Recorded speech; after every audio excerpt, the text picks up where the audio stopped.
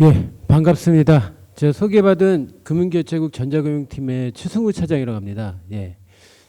소개해 주신 대로 지금 오늘 제가 강의 때 말씀드릴 내용은 금융시장 인프라의 사이버 보건력, 국제평가 기준 및 국내외 동향에 대해서 말씀을 드리도록 하겠습니다.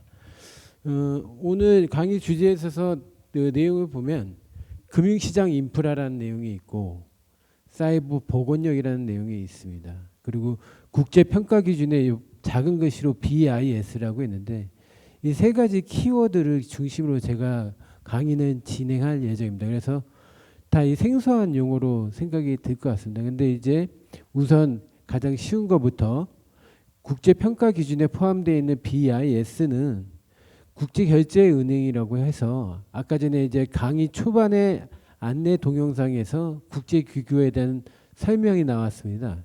거기서 나온 것처럼 1930년도 1월 달에 설립된 국제기구로 가장 오래된 국제기구입니다. 그래서 이건 1차 세계대전 이후에 독일의 전장 배상금을 결제하기 위한 그 은행 기구로 처음 설립이 됐고 우리나라도 현재 BIS의 회원국으로 되어 있습니다. 이 BIS는 지금 현재 본부는 그 스위스 바젤에 있어요. 그래서 대략적으로 이러한 국제기구가 있다라고 보면 되고 이 BIS의 국제기구에서 만든 국제평가 기준에 대해서 오늘 설명을 드릴 겁니다. 그래서 잠깐 하나씩 한번 볼게요. 자, 5가지 내용으로 말씀을 드리겠습니다. 첫 번째, 금융시장 인프라의 개요.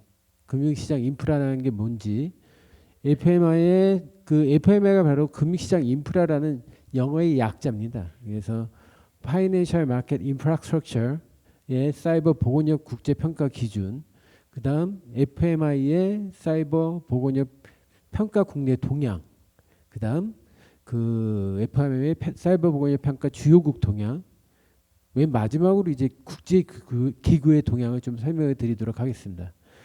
지금 하는 강좌에서 왜 이 내용이 다뤄져야 되는지 궁금해하시는 분도 있을 것 같아요. 그래서 잠깐 말씀을 드리면, 한국은행은 하는 법을 기반으로 제가 그 업무가 진행이 되는데 통화정책이나 금융안정, 더불어서 지급결제가 이제 하는 법에서 명시된 그 한국은행의 본연의 업무이자 그 역할입니다.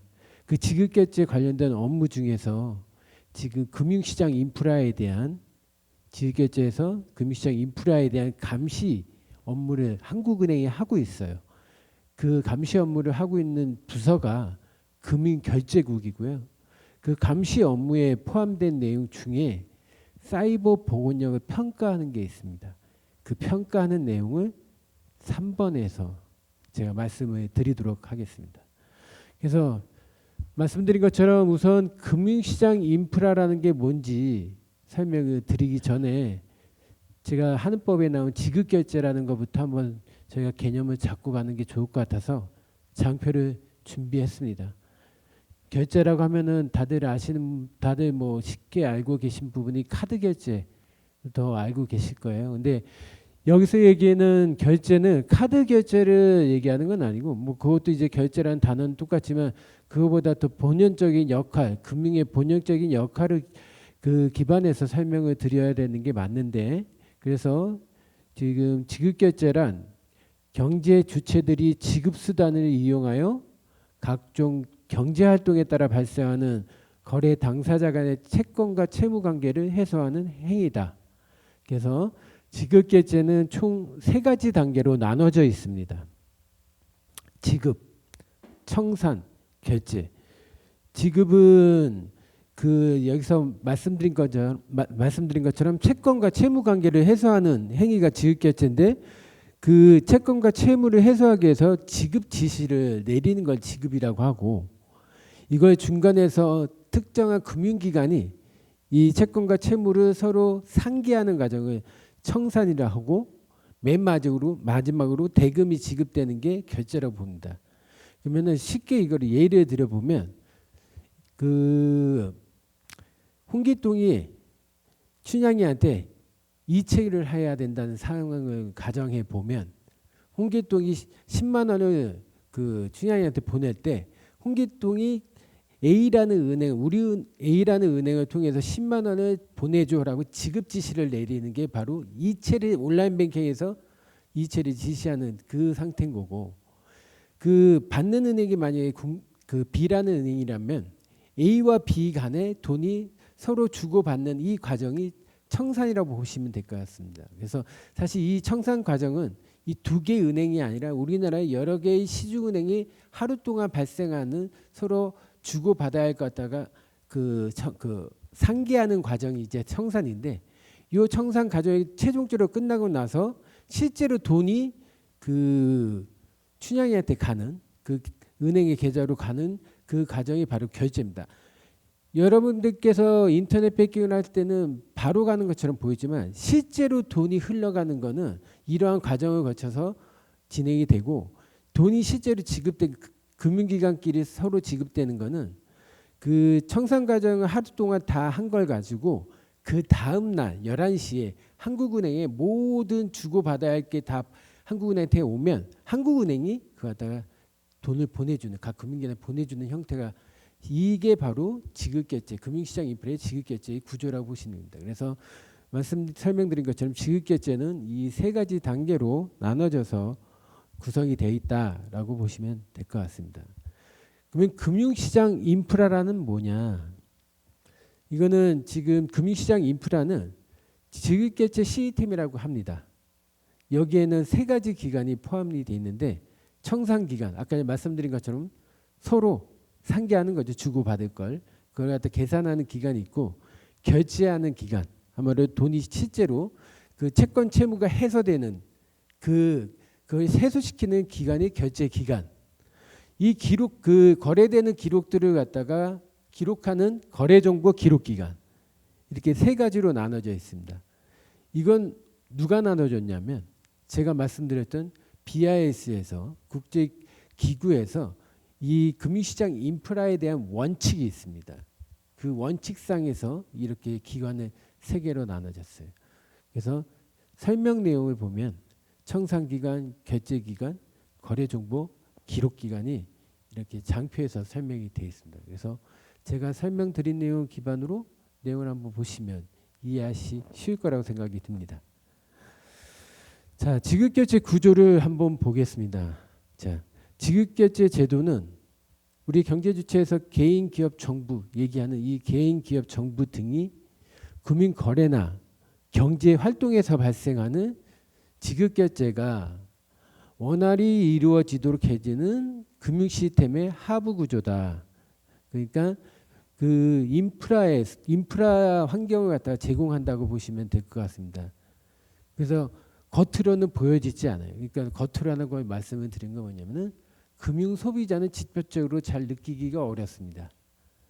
예를 들면은 돈을 이체하실 때 이체를 지시한 이체 지시 은행과 수취하는 수취 은행들은 금융 소비자는 인지하지만 실제로 돈이 넘어가는 거는 우리나라에서 금융결제원의 소액결제 시스템을 통해서 이체되는데, 아마 금융결제원을 통해서 돈이 이체된다는 건 여기 계신 분들 중에서 아신 분이 많지는 않으실 거라고 생각합니다. 혹시 금융결제원에 대해서 얘기 들어보신 분 있으세요? 예, 없던 거 아니면은 손이 들기가 좀 무한해서 안 드실 거라 생각이 드는데, 금융결제원 하면 여러분들이 가장 익숙하신 게 뭐냐면 카드 결제할 때 카드 결제 단말기, 보통 우리가 피지나 벤사로 많이 알고 있는데, 금융결제원이 이제 가장 많이 여러분 그 일반 대중도 시민들이 알고 계신 결제원에 대한 그 회사는 벤사로 많이 알고 있어요. 피지나 벤사. 근데 사실상 금융결제원은 지급결제에서 굉장히 큰 역할을 하고 있습니다. 말씀드린 것처럼 은행 간에 그 서류 청산, 그 실제로 청산에 대한 의무는 한국은행이 갖고 있지만 그 갖다가 기계적인 프로세싱, 계산하고 상기하는 거는 금융결제원이 그 역할을 하고 있습니다. 근데 여러분이 모르시잖아요, 그 역할을. 왜냐하면 하부 구조에 있기 때문에 그런 거예요. 그래서 지급결제 제도라든지 지급결제 인프라, 지급결제 시스템은 하부 구조에 있어서 일반 금융 소비자는 잘 알지 못한다. 이렇게 이해하시면 되겠습니다. 그러면 그 지급결제 제도에 말씀드린 지급결제 구조에 어떤 것들이 있는지 말씀을 드리면 중앙은행이 있습니다. 바로 한국은행이죠. 한국은행은 지금 5가지 역할을 하고 있습니다. 법화의 유일한 발권기관, 아마 돈을 발권하는 거죠. 금융기관 간 최종 결제 서비스 제공하는 거액결제 시스템을 운영한다. 거액결제 시스템이라고 해서 소액과 거액결제 2개로 나눠질 수 있거든요. 크게. 근데 그 말 그대로 이해하셔도 크게 무리는 없을 거라고 생각합니다. 거액, 큰 금액이 왔다 갔다 결제하는 시스템. 소액, 작은 금액이 왔다 갔다 하는 시스템. 그러니까 소액의 대상은 금융 소비자 간에 서로 그 자금이 이체되는 걸 처리를 하는 게 대부분이고, 그 금융 소비자가 이용하는 금융기관끼리 자금이 이체되는 건 거액 결제에서 이제 이루어지는 거죠. 그 금융기관 간에 자금이 이체가 돼야지만, 그래야지만 결제가 완료됐다고 볼 수 있거든요. 한마디로 모든 채권 채무 간의 관계가 다 해소가 됐다. 그 역할을 누가 하냐면은 한국은행, 중앙은행이 하는 거죠. 그래서 그 최종 대부자라는 저희가 명칭을 씁니다. 그러니까 모든 채권 채무가 해소되는 그런 그걸로 이해하시면 좋을 것 같고, 세 번째, 오늘 메인 주제이자 관련된 내용인데 지급 결제 제도에 대한 감시, 이 역할이 있습니다. 감시와 감독이 있는데 우리나라의 감독, 금융회사에 대한 감독은 금융당국이 하고 있습니다. 대표적으로 금융당국이라 하면 금융위원회, 그리고 그 금융위원회와 같이 있는 금융감독원이 감독기구로 보시면 될 것 같고, 저희는 감시기관으로 지금 시장 감시를 하고 있습니다. 이 시장 감시를 위해서 저희가 하고 있는 주요한 활동이 바로 평가, 그 지급결제 제도에 관련된 평가 업무를 주요한 업무로 수행을 하고 있습니다. 기타 이제 다른 것도 하고 있는데 그건 장표에서, 다음 장표, 그 이후 장표에서 설명을 드리도록 하겠습니다. 네 번째가 새로운 결제 제도와 지급수단의 도입. 뭐 여러 가지, 아까 전에 잠깐 좀 일찍 오신 분들은 보셨을지 모르겠지만 모바일 직불 서비스, 뭐 기타 여러 가지 이러한 서비스들을 갖다 환경을 저희가 제공하고 있거든요. 대표적인 게 모바일 직불 서비스. 지금은 이름이 바뀌었습니다. 모바일 현금카드 서비스. 카드에는 2가지, 3가지가 있습니다. 현금카드, 신용카드, 체크카드. 신용카드와 체크카드는 신용카드사가 발급하는 거고, 현금카드는 은행이 발급하는 거예요. 이것도 굉장히 기본 금융상식으로 알고 있으면 좋습니다. 어찌됐든 요거만 해도 이 모바일 현금카드나 아니면 현금카드에 관련된 강의를 해도 1시간 좀 넘게 걸리는데, 어찌됐든 이러한 현금카드를 기반한 모바일 결제 서비스를 제공하고 있습니다. 그래서 이 모바일 현금카드 서비스로 결제도 하실 수 있어요. 편의점이나 그리고 기타 이제 유통마켓에서. 두 번째, 이걸로 현금카드는 기본적으로 기능이 현금을 입출금할 수 있습니다.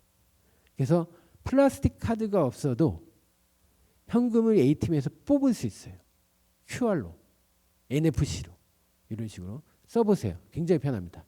굉장히 편하고, 수수료는 은행의 정책에 따르기 때문에 기본적으로 현금카드 서비스, 모바일 현금카드 서비스에서 어떤 수수료를 빼는 건 아니고, 은행에서 만약에 수수료를 입출금하는데 그 만약에 있다면 그 수수료를 빼고는, 만약에 그 여기서 계신 분들이 이용하는 은행이 타행에서 출금하는데 수수료가 없거나 자기 은행에서 ATM에서 출금 수수료가 없으면 모바일 현금카드 서비스를 쓰시면 수수료 없이 입출금을 할 수 있습니다. 카드 없이. 예, 굉장히 편리하죠. 스마트폰만 있으면 되는 거죠. 이렇게 여러 가지 새로운 결제제도 지급수단을 도입하고 제도도 개선하고 있습니다. 그래서 최근에 이제 약간 매스컴에 나왔는데, 작년도에 디지털 뱅크런, 실리콘밸리 사건이 있었죠. 그거에 대한 사태를 보완하기 위해서 저희가 이제 각각의 은행들이 자기가 가지고 있는 담보금을 걸고, 아까 제가 말씀드린 은행 간에 이체가 발생을 하는데 담보를 걸고 합니다. 왜냐하면 그 은행이 만약에 돈이 하나도 없어요. 그날 돈을 줘야 되고 줘야 되는데 돈이 하나도 없으면 그 은행이 파산하면 그 은행만 파산하는 게 아니라 그 금융 소비자도 파산할 수 있기 때문에 그걸 갖다가 보완하기 위해서 저희가 거액결제 시스템을 운영할 때 참가기관한테는 담보금을 받습니다. 그래서 비상시액을 쓰는 거죠. 이 담보금도 제도가 있는데 몇 퍼센트 그 기관이 설정한 이체 금액의 몇 퍼센트를 담보를 정할지를 정할 수 있는데 디지털 뱅크런 사태 이후로 제도를 저희가 개선해서 그런 사태를 좀 미연에 방지하고자 지금 이제 담보금을 좀 상향할 예정입니다. 그래서 아마 그 매스컴에도 나온 걸로 알고 있습니다. 예. 이렇게 중앙은행이 이런 역할을 하고 있습니다. 더불어서 이제 지급결제 참여 기관에는 두 가지가 있는데 금융시장 운영기관, 한마디로 인프라를 운영하는 운영기관이 있습니다. 거기에는 아까 제가 말씀드렸던 청산과 결제 업무를 담당하는 건데 약자로 적용했습니다. BOK, 뱅크 오브 코리아, 한국은행이죠. 거액결제 시스템을 운영하고 있어요. KRX 한국거래소는 주식거래를 중개하고 있습니다. KSD, 한국예탁결제원, 증권결제를 담당하고 있죠. KFTC, 금융결제원은 소액결제 시스템을 운영하는 업무를 담당하고 있습니다. 소액결제 모든 자금결제에 대한 최종 대부자는 한국은행인데 거기에 대한 그 소액결제 데이터에 대한 계산하고 뭐 이런 프로세싱하는 그런 부분을 결제원이 담당하고 있죠. 어쨌든 이러한 우리나라의 대표적인 운영기관이 4개가 현재 있습니다. 기타 뭐 외환결제도 있고 있지만 그리고 지급 서비스를 제공하는 기관은 고객과 접점에 있는 금융회사로 보시면 될 것 같습니다. 오늘 이제 저희가 설명드리게 될 지급결제의 평가의 기준이 있습니다. 평가할 때 뭘 가지고 기준을 가지고 평가를 하느냐.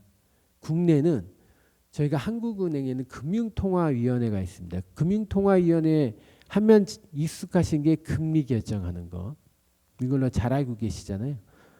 금융통화위원회가 정한 그 규정과 세칙 절차가 있습니다. 거기에 지급결제제도 운영관리 규정이라고 여기에 정기평가나 지급결제 관련된 사항들이 감시에 관련된 사항들이 뭐 기타 차액결제나 결제에 관련된 사항들이 다 여기에 명시되어 있습니다. 두 번째는 금융시장 인프라의 원칙 BIS에서 만든 CPMI 아이스코 한마디로 CPMI는 이제 지급결제위원회 아이오스코는 국제증권감독위원회 한마디로 결제은행과 국제결제은행과 국제증권회사가 증권기구가 만든 원칙이라고 보시면 될 것 같습니다. 그래서 전 세계적으로 회원국들 증권회사와 은행들의 전부 아우르는 어떻게 보면은 규정이라고 보시면 될 것 같고 그게 PFMI라고 해서 Principles for Financial Market Infrastructure 이렇게 되어 있습니다. 오늘 이 내용으로 말씀을 좀 드릴 거예요. 그 다음 마지막으로 지급수단 현금과 더불어서 현금 이외의 지급수단에는 뭐 계좌이체라든지 카드라든지 어음수표 이런 것들이 있습니다.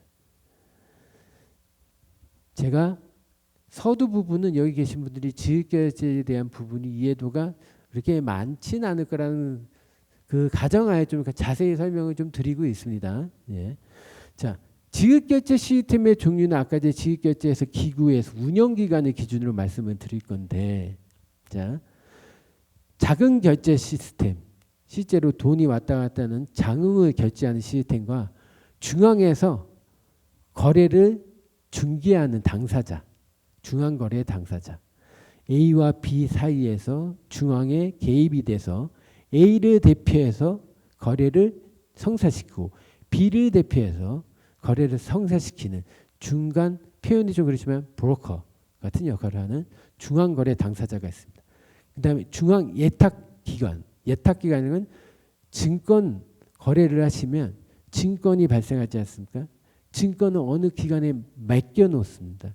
옛날 때는 증권 증서를 다 보관 집에다 하셨는데 이제 전자증권법이 발의되면서 이거를 한 중앙 예탁기관에 예탁하도록 되어 있습니다. 그래서 한국예탁결제원이 우리나라에서 주식 그 장내에서 거래되는 모든 유가증권에 대한 증권들을 다 보관하고 있습니다. 되게 중요한 기관이죠. 예. 그 증권 결제 시스템, 거래정보 저장소 이렇게 구성이 되어 있습니다. 그래서 자금결제 시스템은 세 가지, 거액결제 말씀드린 소액결제, 또 하나 외환결제, 외국과의 외국한 결제하는 이 세 가지 시스템이 있고, 중앙거래 당사자는 CCP 말씀드린 거래소 같은 게 그 역할을 하고, 중앙예탁기관은 예탁원 같이 유가증권을 받아서 증권의 양도나 직권 선정을 하는 기관이 있습니다. 증권결제 시스템, 증권에 대한 결제를 예탁원이 이 역할을 하고 있는데, 증권을 인도하고 대금을 지급하는 채권과 채무를 이용해서 거래를 완결한다. 그리고 거래정보 저장소는 이 설명처럼 원래 이게 FMI는 포함이 되어 있지 않았어요. 근데 언제 이게 포함이 됐냐면은 글로벌 금융위기 이후에 장애 파생 상품 관련된 사고가 크게 터졌죠, 그 당시에. 그래서 거기에 대한 장애 파생 상품은 모니터링이 안 돼서 그 당시 그 어떤 문제점이 발견을 못 해가지고 문제가 더 커졌거든요. 그래서 그 장애 파생 상품에 대한 장 외에서 파생된 그런 증권 상품들을 모니터링하고 그 거래를 기록하기 위해서 거래정보 저장소라는 걸 갖다 지정하도록 되어 있습니다. 우리나라는 한국거래소가 그 역할을 담당하고 있습니다. 그래서 그림이 이렇게 됩니다. 그래서 우리나라 지급결제 제도를 좀 공부하고 싶으신 분들은 이 그림을 머릿속에 넣으시면 우리나라 지급결제 제도가 청사진이 쫙 보이실 거예요. 그래서 혹시 지급결제 관련해서 공부를 하고 싶으신 분들한테는 강추, 굉장히 잘 그려진 그림으로 설명을 말씀을 드리고 싶습니다. 그래서 말씀드렸던 자금결제, 증권 및 파생상품 결제, 크게 돈과 증권이 흘러가는 그 두 개를 나눠서 각각의 단계별로 지급 지시, 청산, 결제, 여기에 각각의 단계별로 어떠한 거래가 발생하고 누가 그 역할을 담당하는지, 그리고 어떠한 망들이 이용하는지, 이것들이 아주 잘 표현된 개념도로 보시면 좋을 것 같습니다. 자, 이제 두 번째 주제로 말씀을 좀 드릴게요. 사이버 보건력.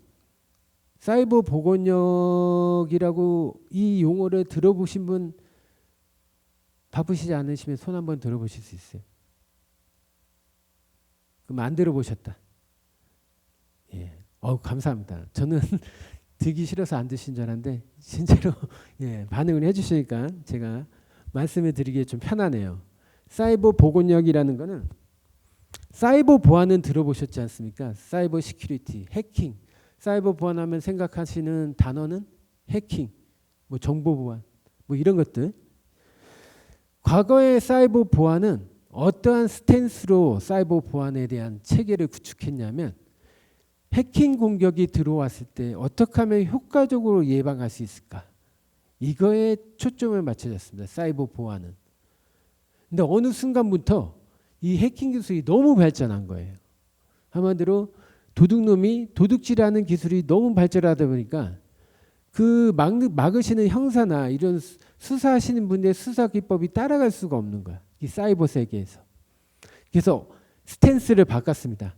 야, 이거 예방해가지고 이러면 안 되겠다. 너무 이거는 우리가 그 감당도 할 수도 없고 기술이 너무 빠르니까 만약에 사고가 당해서 사고가 발생하면 얼마나 빨리 복구하는 거에 집중을 하자. 그런 스탠스에서 나온 개념입니다. 그래서 사이버 보건력. 여기서는 해킹 사고뿐만 아니라 장애도 포함되어 있어요. 장애 사고도. 그래서 사이버 상에서 발생하는 사건 사고, IT 장애라든지 해킹 사고라든지 해킹 공격이라든지 이걸로 인해서 사고가 발생했을 때 최대한 그 조직이 정상적으로 업무를 할 수 있도록 복원하는 데 힘을 쓸 수 있자, 복원하는 데 힘을 기울이자라는 개념에서 나왔습니다. 그래서 이게 바로 사이버 복원력이고, 그래서 이 사이버 복원력은 굉장히 중요한 개념으로 그 금융권뿐만 아니라 모든 업권에서 다뤄지고 있어요. 그래서 이 개념만으로도 사실상 많은 논문들이 나오고, 이 개념만으로도 이쪽으로 체계를 정립하신다면 또 이것도 굉장히 큰 하나의 지식 베이스로 가져가실 수 있을 거라 생각을 합니다. 그래서 이 사이버 보건력에 대한 개념은 대략 이런 거고, 이거에 대한 헷갈리는 개념들이 두 가지가 있어요.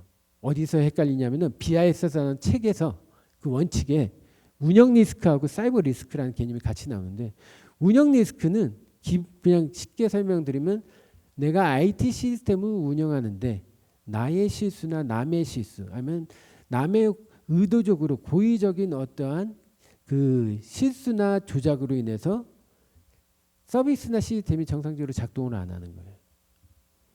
이렇게 만드는 여러 가지 리스크들을 운영 리스크로 정의하면 되고, 사이버 리스크는 사고에 축점이 되어 있습니다. 그래서 사이버 사고가 발생했을 때 거기에 각각의 자원들이 미치는 리스크. 그래서 사실 운영 리스크나 사이버 리스크는 빨리 업무를 복구하거나 이런 것도 있어요. 사고가 발생했을 때 빨리 대응하는 거 있습니다. 개념이. 근데 보건력이랑 좀 다른 개념으로 접근하고, 그리고 이 두 개는 예방에 더 힘이 더 실어져 있습니다. 예. 이렇게 보시면 될 것 같습니다. 예. 자, 그래서 말씀드렸던 책이 이렇게 생겼습니다. 어디에 있냐면은 BIS, 증권감독위원회, 국제증권감독위원회 여기 홈페이지 있죠. 여기 가면 요 양식 요게 있어요. 이게 바로 Guidance of Cyber Resilience for Financial Market Infrastructure. 나온 지 좀 됐어요. 2016년도 6월 달에 됐는데, 이 원칙을 가지고 이제 하는 겁니다. 그래서 이 원칙 저희가 한국은행 사이트에 보시면 번역되어 있습니다. 그래서 영어가 힘드신 분들은 한글로 편하게 보실 수 있도록 저희가 준비해 되어 있습니다. 그래서 당연 홈페이지에 가셔서 요 금융시장 인프라에 대한 원칙을 찾아보시면 그 보실 수 있고, BIS 말씀드렸던 CPMI, 그 Bank for International Settlement, CPMI가 뭐냐면 Committed on Payment and Market Infrastructure, 하므로 그 자금결제 시장 인프라에 대한 위원회, 그리고 IS고 말씀드렸잖아요. 국제증권감독위원회, 증권감독기구가 이 두 개가 이제 만든 그 원칙으로 보시면 될 것 같습니다. 예. 그래서 이 사이버 보건력 국제 평가 기준의 특징을 좀 말씀을 드리겠습니다. 뭐에 대한 특징이냐면 기존의 사이버 보안에 관련된 어떠한 평가들이 수두룩하게 있어요. 대표적으로 말씀을 드리면 사이버 보안에 있어서 그 보안에 대한 수준을 측정하는 건 국내에는 뭐가 있냐면은 정보통신 기반시설 취약점 점검이라는 기준이 있습니다. 정보통신 기반시설이라 하면 우리나라의 정보통신 관련된 기반 철도, 운송, 교통, 금융, 교육 이러한 기반 시설에 대한 시스템들이 있지 않습니까? 교육하면은 나이스 시스템, 정부 같은 경우는 행정망, 정부실사, 국방은 국방 관련된 그 시스템, 의료는 의료 시스템, 이것들이 다 기반 시설이 있는데 이 기반 시설의 보안을 점검하는 기준이 있어요. 그게 바로 말씀드리는 금융기반 주요 정보통신 기반 시설에 대한 취약점 점검 기준, 뭐 이런 것들의 보안적 관련된 평가 기준들이 많이 있습니다. 금융회사도 있어요. 전자문 감독 규정에서 정하고 있는 취약점 분석 평가 기준이 있습니다. 여기 금융권에 혹시 관심이 있으신 분들은 금융회사가 반드시 알아야 할 규정과 규칙, 그 법규가 있어요. 그게 뭐냐면은 IT 쪽에서는 전자문 거래법과 그 산하에 있는 전자문 감독 규정들은 반드시 잘 알고 계셔야 됩니다. 금융회사에 만약에 IT 쪽이나 이런 쪽, 뭐 IT뿐만 아니라 요즘은 이제 디지털 금융회사가 다 디지털 기반으로 서비스가 제공되고 있기 때문에 그 전자금융 관련된 여러 가지 법규들은 잘 알아두시는 게 좋아요. 그래서 가장 그 상위에 있는 게 전자금융 거래법이고, 거래법에 그 금융위가 정한 사항들이 안전사항복 조치나 이런 것들이 전자금융 감독 규정이라든지 시행세치라든지 이런 것들에 잘 나와 있습니다. 그래서 거기에서도 말씀드린 것처럼 사이버 보안에 대한 평가가 있는데, 지금 제가 말씀드린 거는 사이버 보안청이 아니라 보건력에 관련된 내용이고, 특징이 세 가지. 말씀드린 것처럼 매번 반복해서 말씀드리지만 복구 능력에 굉장히 중점을 두고 있다. 그래서 어떻게 그걸 알 수 있냐면 전자문 감독 규정에서 뭐가 있냐면은 금융회사는 재해가 발생하거나 사고가 발생하면 그 업무를 최소한 3시간 이내에 복구하라고 감독 규정에서 정하고 있어요. 근데 국제 기준, 이 사이버 보건력 관련된 국제 기준은 3시간은 너무 느려. 2시간. 그만큼 보건력, 복구에 대해서 훨씬 더 강점을 두고 있는 거죠. 근데 사실 여기 계신 분들 인터넷 뱅킹 2시간 만에 복구한다 그러면 괜찮으시겠습니까? 안 괜찮으시잖아요. 안 괜찮아요. 상징적인 의미로 생각하시면 되고, 실제로 우리나라 금융회사들은 최대한 빨리 복구하기 위해서 많은 시스템들을 구축하고 있습니다. 많은 시스템이라 하면 하나가 망가졌을 때 다른 시스템이 바로 그 정상적으로 작동할 수 있도록 구성이 돼 있죠. 우리가 이제 이중화 뭐 이러한 표현도 쓰고 백업 센터 뭐 이런 개념도 쓰고 하는데, 그런 식으로 돼 있어서 이거보단 빨리 복구가 되는데, 어찌 됐든 여기서 얘기하는 거는 그 최악의 시나리오까지 포함을 해서 복구할 수 있는 시간을 국제 기준에서는 2시간, 우리 국내의 감독 규정은 3시간. 이게 좀 다른 특징이 있다. 그 다음에 사이버 보건력의 성숙도 및 상호 의존도의 평가 강화. 말씀드린 것처럼 이거는 지급결제 인프라에 관련된 사항입니다. 인프라는 뭐라고 말씀드렸죠? 하부 구조라고 말씀드렸어요. 하부 구조의 특징은 각각의 개체 엔터티가 서로 연계되어 있어요. 말씀드린 것처럼 자금이 이체될 때 이체되는 것 갖다가 계산해서 결제원이 그 데이터를 한국은행한테 보내고, 한국은행은 그거 갖다가 그 계산된 결과를 은행들한테 돈을 나눠줍니다. 그 다음날 11시. 연계되어 있어요. 증권도 마찬가지예요. 증권은 증권 거래를 거래소에서 하고, 거래된 그 증권에 대한 부분은 예탁원한테 주고, 그 거래된 금액에 대한 결제는 한국은행한테 보냅니다. 그래서 한국은행이 돈을 계산해서 돌려주는 거예요. 그러면 무슨 얘기냐? 이 모든 것들이 다 연계되어 있다. 개별회사, 그 일반적인 사이버 보안이나 금융 감독 당국에서 얘기하는 모든 기준들은 개별 회사를 기준하는 게 굉장히 많습니다. 거의 대부분이라고 보시면 돼요. 근데 사이버 보건력, 금융시장 인프라에 대한 사이버 보건력, 이러한 타 시스템 간의 연계성에 관련된 항목들이 들어가 있어요. 에코시스템이라든지 뭐 이런 것들, 거기에 대한 내용이 포함되어 있습니다. 더불어서 이거는 연계되어 있기 때문에 한순간에 모든 것 다 완벽하게 조치할 수가 없어요. 그래서 성숙도라는 개념이 들어가 있습니다. 이 조직에 맞게 이 정도 수준부터 달성을 나가야 된다라는 그런 성숙도 모델을 제시하고 있고요. 그거에 대한 모델은 각 그 나라에서, 회원국에서 정하는 거죠. 각 기관에서 정확하게 하면 정하는 거죠. 예. 어찌됐든 그런 것 갖다가 차별화해서 구성할 수 있게 평가 체계는 구성되어 있습니다. 그 다음에 대응 체계가 말씀드린 것처럼 그 일반적인 정보반은 사전 예방 모니터링, 대응 및 복구, 이게 3단계인데 국제 기준은 이거보다 좀 더 크게 나누는 게 있어요. 거버넌스부터 지배구조. 지배구조의 그 지배구조라면 굉장히 모호하잖아요. 개념이. 지배구조가 뭐냐면은 역할과 책임을 우선 첫 번째 임원을 정하고 누가 책임질지 책임질 사람을 정하고, 그 책임질 사람이 어떻게 의사결정을 할지를 정하고, 거기에 맞춰서 각각의 개체들이 역할 담당하고 있는 구성원들이 어떤 역할과 책임을 정할지 아레나를 정하는, 이 모든 걸 우리가 거버넌스 지배구조라고 하거든요.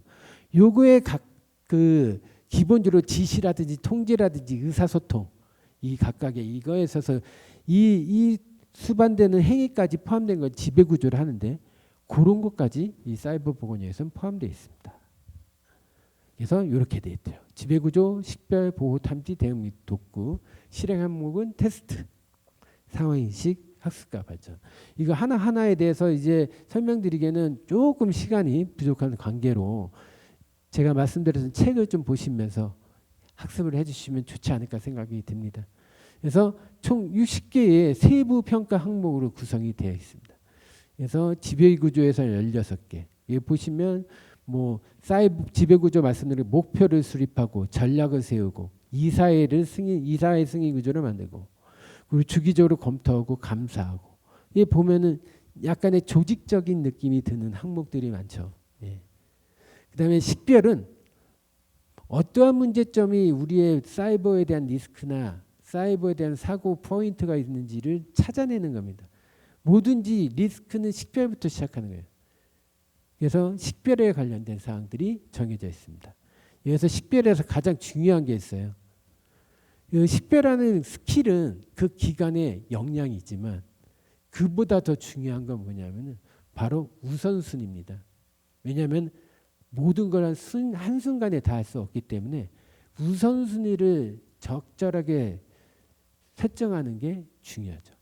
여러분들이 공부를 하거나 아니면 어떤 일을 하실 때도 여러 가지 동시에 해야 될 사항들이 발생할 거고 그런 것에서 가장 효과적으로 일을 하시는 분이나 공부하시는 분들은 우선순위를 정해놓고 하시는 분들이 잘 하시는 거겠죠. 마찬가지인 겁니다.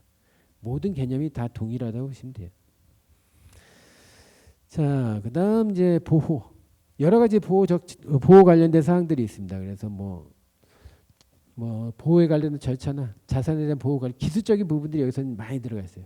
기술적인 내용들이 많이 들어가 있고 그다음 탐지, 그다음 대응 및 복구, 테스트, 상황 인식, 학습 및 발전 뭐 이런 식으로 구성이 되어 있습니다. 자, 이제부터 이제 제도에서 말씀을 드리겠습니다. 제가 앞부분의 기술적인 부분을 설명을 좀 빠르게 간 이유는 좀 말씀드린 것처럼 이거를 설명을 붙잡고 하면 뒤에 부분을 할 수가 없어요. 그래서 우선은 간단히 터치만 했습니다. 예. 자, 이제부터 말씀드린 거는 이제 국내의 평가 동향을 말씀을 드리도록 하겠습니다. 국내의 사이버 보건력 관련된 평가 제도가 있습니다. 말씀드렸던 한국은행법에 따라서 한국은행은 업무 그 역할이 정의가 되는데 제81조에 따라서 지급결제 시스템의 모니터링, 지급결제 시스템의 안정성 및 효율성을 평가하는 이러한 감시 업무를 수행을 한다라고 되어 있고 이 한은법 81조에 의거해서 지급결제제도 운영관리 규정 말씀드렸던 것처럼 금융통화위원회에서 이거를 제정을 했죠. 37조에 의거해서 그 CPMI IS코가 제정한 금융시장 인프라에 관한 원칙 24개 원칙을 기준으로 평가할 수 있다라고 되어 있습니다. 그래서 할 수 있다고 해서 저는 하고 있습니다. 그래서 이걸 기반으로 실제로 말씀드렸던 것처럼 평가를 하고 있고 그래서 평가 결과를 기반으로 4가지 등급을 나누게 되어 있습니다. 그래서 금융시장 인프라에 대한 피해 파멸을 충족하느냐, 대체로 충족하느냐, 일부 충족하느냐, 충족하지 못하느냐. 거기에 대한 기준은 이제 내용에 있는 설명 내용을 참조하시면 좋을 것 같습니다. 여기서 중요한 게 뭐냐면 이 원칙에는 사이버 보건력이 그렇게 많이 나와 있지 않아요. 금융시장 인프라의 원칙에는 원칙 17번의 운영 리스크라는 부분에 있는데 운영 리스크의 7가지 세부 컨트롤 항목 중에 거기에 사이버 보건력이 잠깐 언급이 됩니다. 잠깐 언급이 됐는데 시대가 흐르다 보니 금융회사나 아니면은 지급결제 시스템 아니면 지급결제 관련된 운영기관에 IT 비중이 너무 커지는 거예요. 그러니까 이 IT 비중이 커진 만큼 사고 위험도 높아져서 별도로 책을 만들었어요. 누가 만들면 아까 말씀드렸던 CPMI IS코와 사이버 보건력 가이드라인. 아까 전에 쭉 올라가서 보시면은 영문으로 제가 URL을 알려드린 그 책입니다. 예, 그 책. 그래서 그 사이버 보건력 평가 지침을 이것도 마찬가지로 저희가 번역을 했습니다. 그래서 당일 홈페이지에 올려놨습니다. 그래서 여러분들이 돌아가셔서 오늘 강의가 감동을 받으셔서 내가 공부를 하고 싶다. 그러면 2가지 책을 한번 저희 당일 홈페이지에서 한글판, 영어판 다 있습니다. 금융시장 인프라의 원칙, PFMI 그 책과 사이버 보건력 가이드라인 요 글을 같이 보시면 되고 참고로 영문판은 사이트에 들어가셔요. BIS나 IS코 사이트에 들어가셔도 되고 한문판 번역된 거는 당일 홈페이지에 있습니다. 그래서 이렇게 그 열정을 가지고 한 번 더 보시면 제가 이렇게 강의를 하는 입장에서 굉장히 감사하지 않을까 생각이 듭니다. 예. 자, 지급결제 시스템 평가하는 대상 및 방법에 대해서 말씀을 드리겠습니다. 이거는 저희 말씀드렸던 금융통화위원회에서 만든 지급결제 운영관리 규정에서 얘기하는 그 평가 대상은 크게 지급결제 시스템은 두 개로 나눠져 있습니다. 중요한 지급결제 시스템. 두 번째는 기타 지급결제 시스템. 중요한 지급결제 시스템은 저희가 3년마다 지금 평가하고 있어요. 그 중요한 지급결제 시스템은 어떤 게 있냐면 한은금융망, 저희 한은금융망 거액결제 시스템, 그 금융결제원이 운영하고 있는 어음교환 시스템과 타행환 공동망과 전자문 공동망. 타행환이 뭔지 아시는 분? 예, 설명을 드리겠습니다. 타행환은 창구에서 옛날 때 그 이체 신청하는 전표 써가지고 하시는 거 있잖아요. 은행에서 이체를 하는 그 타행환, 다른 은행한테 돈을 보내는 그런 타행환을 돈을 보낼 때는 그 망이 따로 있어요. 그게 바로 타행환 공동망이고, 전자문 공동망은 여러분들이 자주 사용하시는 인터넷 뱅킹이 바로 이 공동망을 통해서 데이터가 왔다 갔다 합니다. 그래서 이 세 가지 시스템은 중요지급결제 시스템에 포함되어 있습니다. 그 다음 한국예탁결제원이 운영하고 있는 채권기간 투자자 결제 시스템, 그리고 기간 간 조건부 매매 결제, RP라고 얘기하는 결제 시스템, 이렇게 두 가지가 포함되어 있습니다. 그리고 한국거래소와 예탁원이 운영하고 있는 유가증권 시장, 그 다음 코스닥 장외 시장 결제 시스템이 또 중요 지급결제 시스템에 포함되어 있습니다. 그 한국거래소가 딱 한 가지 이제 결제하는 게 있어요. 파생상품. 파생상품 관련해서는 거래소 결제를 하는데, 아까 이제 그 그림 제가 멋있다고 한 거 있지 않습니까? 거기 보면은 한국거래소 결제하는 게 딱 하나 있어요. 장외 파생상품. 그래서 파생상품 시장 결제 시스템 한국거래소에 운영하는 요거에 이제 중요 지급결제 시스템이 포함되어 있고, 그 CLS라는 건 뭐냐면은 외환 결제를 위한 외환 결제 은행입니다. 그래서 CLS 우리나라는 세 개의 은행, 하나은행이 포함되어 있고, KB 하나가 갑자기 생각이 안 나네. 하여튼 이 세 개의 은행이 CLS 은행으로 포함되어 있고, 여기에 있는 그 CLS 시스템이 이제 중요 지급결제 시스템으로 보시면 되겠습니다. 예, 신안이네요. 예, 생각이 났습니다. 예. 그 기타 지급결제 시스템은 지급결제 시스템에서 위에 6개 빼고 전부 다 이렇게 생각하시면 될 것 같습니다. 그래서 한국은행은 이제 운영기간 또는 감독기간에 만약에 평가를 하고 나서 문제점이 있을 때는 거기에 대해서 개선을 요청을 합니다. 요청을 할 때는 말씀드린 것처럼 이 규정이 금융통화위원회를 기반으로 해서 저희가 하기 때문에 금통위에 의결을 올려서 보고를 하고 진행을 합니다. 그래서 그 상당수 지금 진행이 됐고요. 그래서 어느 정도 지금 우리나라의 운영기관에 대한 그 사이버 보건력을 포함한 다양한 금융시장 인프라에 대한 원칙의 리스크는 조치가 되어가고 있다라고 보시면 될 것 같습니다. 자, 그 한국은행은 아까 전에 말씀드린 것처럼 이제 지급결제 감시 기간을 말씀드렸어요. 그래서 81조에 따라서 하는데, 그러면 평가만 하느냐? 그거 아닙니다. 저희가 뭐 하냐면은 지급결제 시스템 운영 기간에 사이버 리스크 대응 관련된 여러 가지 현황 자료를 받고 있습니다. 사이버 리스크 그 운영 기간의 사이버 리스크에는 여러 가지 리스크가 포함되어 있죠. 만약 시스템에 이상으로 해서 안 될 수도 있고, 전산센터 뭐 최근에 이제 여기는 지급결제 시스템 운영 기간은 아니지만 잘 알고 계신 카카오 그리고 비씨카드 뭐 이런 데가 전산센터가 작동 안 해가지고 난리가 난 적 있지 않습니까?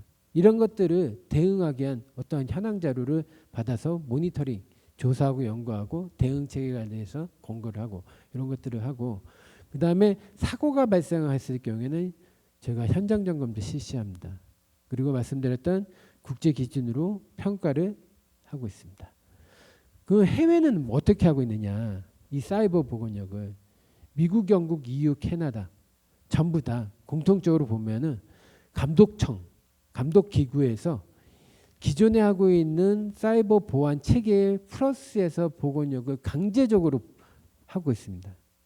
그래서 근데 저희 한국은행은 그 사실상 감시 업무를 하면서 이제 이런 국제 기준에 대해서 조치가 가능하도록 같이 협력하는 형태, 가이드라인을 제시하고 가이독 같은 역할을 하고 있지만 그 미국, 영국, EU, 캐나다는 와치독 하면은 강제성 있게 강제적으로 이러한 사이버 보건력을 그 기준을 정하고 평가를 하고 조치를 그 권하고 있습니다. 권하는 게 아니죠. 조치를 아까 강제하고 있죠. 예. 그게 좀 다르다고 보시면 좋을 것 같습니다. 그러면 사이버 보건력 평가에서 국제기구는 어떻게 하고 있느냐? 말씀드렸던 BIS 산하의 사이버 보건력 관련된 기구가 CPMI 아이스카라고 말씀드렸잖아요. 2020년 12월 달에 BIS 이 기구에서 28개 회원국이 있거든요. 우리나라에 포함해서 28개 회원국인데 이 기준을 만들어 놓고 이 기구에서는 잘하고 있는지 평가를 합니다. 그 나라마다. 우리나라의 평가 대상이고요.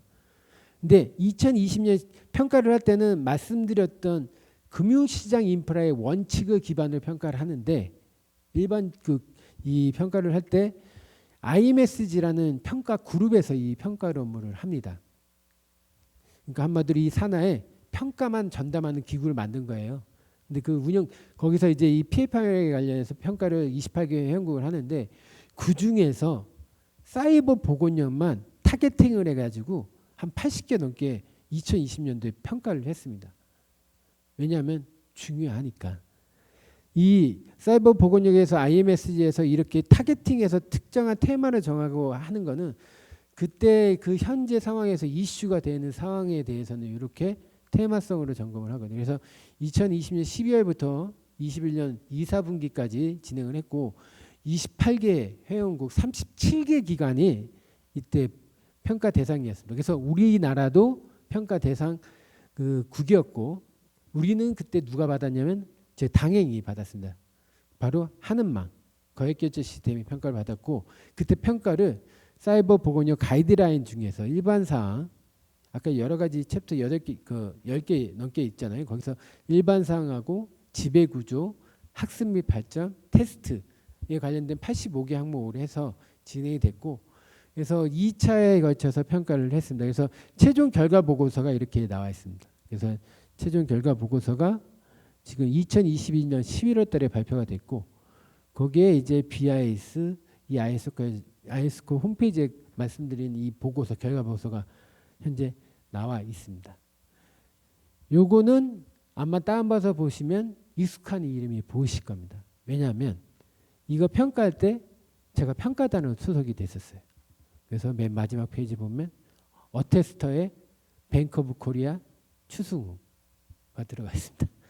짧은 저의 자랑이었습니다. 예, 그렇고 그래서 지금까지 이제 짧은 시간이었지만 사이버 보건력 관련해서 설명을 드렸어요. 처음에 이 사이버 보건력을 얘기하는 대상이 지급결제 인프라였기 때문에 지급결제 인프라에 대해서 설명을 드리고 사이버 보건력에 대한 개념을 설명을 드리고 거기에 대한 동향을 우리가 좀 나눠봤죠. 국내 그리고 국제 해외 그리고 국제기구 이렇게 나눠서 제가 설명을 드렸습니다. 그래서 오늘은 이렇게 개념을 한번 아는 그런 차원에서 들으시면 좋을 것 같고요. 관심 있으신 분은 제가 아까 좀 말씀드린 것처럼 추가로 이렇게 다운받아서 열심히 공부하시면 굉장히 도움이 되시지 않을까 생각이 듭니다. 그래서 짧은 시간 저의 이 강의를 들어주셔서 감사드리고 이것으로 마치도록 하겠습니다.